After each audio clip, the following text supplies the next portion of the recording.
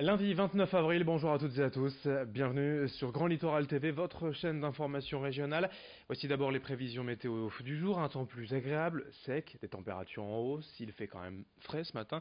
Localement quelques nuages bas et brouillards, mais dans la journée le ciel va se dégager, les perturbations et nuages, attention, seront toujours là, mais le soleil fera de belles apparitions. Les températures, je vous le disais, seront en hausse avec 14 degrés à Saint-Omer, 13 degrés sur la côte d'Opale. Ce sera encore mieux demain et cette semaine. On en reparlera avec la météo juste après ce journal. À la une d'abord les chiffres du chômage pour le premier trimestre de l'année. Des chiffres en baisse, vous le voyez, 175 500 chômeurs dans le Nord, moins 2% sur le trimestre, moins 3,6% sur un an. Une baisse presque équivalente dans le Pas-de-Calais. 84 600 chômeurs au premier trimestre durant les 3 premiers mois de l'année, moins 3,1% depuis un an. L'actualité locale et à la une, c'est une partie de l'agglomération dunkerquoise privée d'eau potable depuis vendredi en cause d'une canalisation endommagée lors d'un chantier et en conséquence 190 000 habitants de 19 communes qui n'ont plus accès à l'eau depuis 3 jours. Par sécurité, les autorités ont fortement déconseillé de boire l'eau du robinet ou de s'en servir pour faire la cuisine, le temps d'analyser l'eau circulant dans les tuyaux. En réaction, les villes distribuent des bouteilles d'eau depuis ce week-end, comme ici sur ces images à Coudekerque-Branche. Déjà plus de 120 000 bouteilles ont été distribuées ce week-end dans l'agglomération. On entend maintenant les travaux d'urgence et le retour de l'eau potable. Explication au micro de Morgane Relan. Il y a eu donc une rupture de canalisation au niveau de la communauté urbaine de Dunkerque et donc nous organisons une cellule par précaution surtout. Il y a énormément de monde qui passe.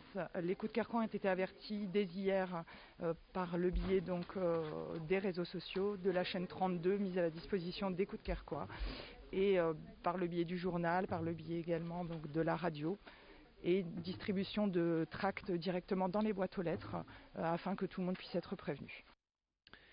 La ville de Calais, comme ailleurs en France, appliquera prochainement le permis de louer. Dès le 1er juin, les propriétaires souhaitant mettre leurs biens en location devront formuler une demande officielle auprès de la mairie, une autorisation préalable de mise en location qui sera étudiée spécifiquement par les services d'hygiène de la ville.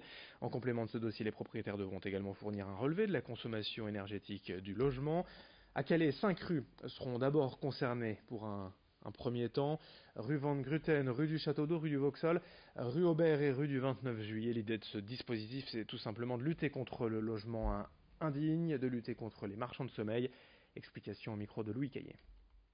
Ça concerne tous les propriétaires qui remettraient en location leurs biens lorsqu'il y a en fait changement de locataire. Ils devront donc faire une démarche auprès des services de la ville par le biais du site de la ville notamment, de déposer une demande d'autorisation de louer. Leur demande sera prise en charge, une visite sera effectuée sur les lieux de manière à inspecter si le logement est digne et requiert effectivement par le biais d'un cahier des charges toutes les qualités nécessaires pour obtenir l'autorisation de louer. Bon, je tiens à dire que la plupart des propriétaires font très bien leur activité ou leur métier pour certains, sauf que dans ces rues en question, il y a quand même des logements particuliers qui seraient indignes, en tout cas quelques marchands de sommeil, avec des propriétaires vraiment indélicats. Et dans cette édition également, on s'intéresse à un mal touchant de nombreuses femmes au quotidien, les règles douloureuses, ce que la médecine appelle les dysménorrhées. Ces maux de ventre, d'estomac ou de dos peuvent être très handicapants dans la vie de tous les jours. Selon une récente étude menée auprès de 3000 femmes âgées de 16 à 50 ans, 79% des interrogés ont confié souffrir de ces règles douloureuses. Pour autant, 64% ont déclaré n'avoir jamais entendu parler de dysménorrhée. Parfois très handicapant, mais aux symptômes plutôt courants, ce trouble impacte la vie des femmes et il faut en parler à son médecin traitant ou au gynécologue. Explication au micro de Luce Silbert Constant.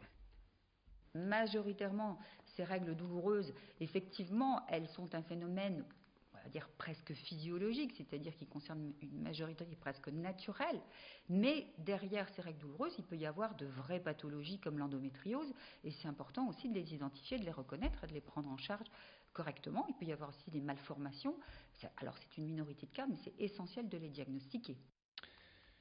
On enchaîne sur Grand Littoral TV avec toute autre chose, les rendez-vous de l'entrepreneuriat jeune et audacieux, une tournée de 13 événements à la rencontre de jeunes initiés par la région des Hauts-de-France dans 13 villes de la région.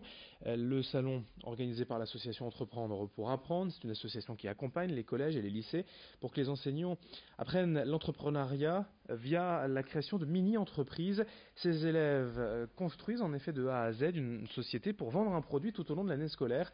À la fin de leur projet, les élèves participent au salon de l'entrepreneuriat pour évaluer leur entreprise, ce qu'ils ont fait pendant un an. Il y aura d'ailleurs le concours européen des mini-entreprises à Lille les 3, 4 et 5 juillet. Explication avec une enseignante ce que ce salon, cette mini-entreprise a pu apporter aux élèves. Elle est au micro d'Alicia Sanfilippo.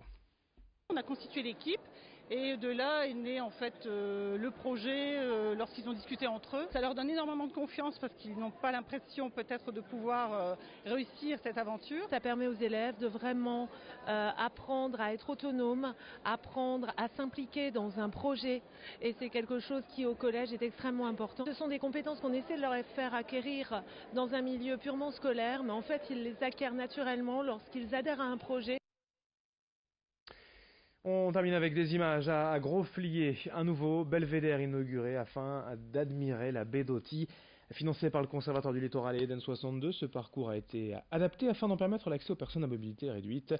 Le chemin nommé Allée des Roses, situé rue Charles Delessal à Grosflier, demande un peu de courage, certes sur les pentes montantes, mais c'est finalement pour découvrir un magnifique point de vue sur la baie d'Authie grâce à ce belvédère fraîchement installé pour offrir aux visiteurs un superbe panorama, une belle balade de plus à découvrir lors des beaux jours dans la région.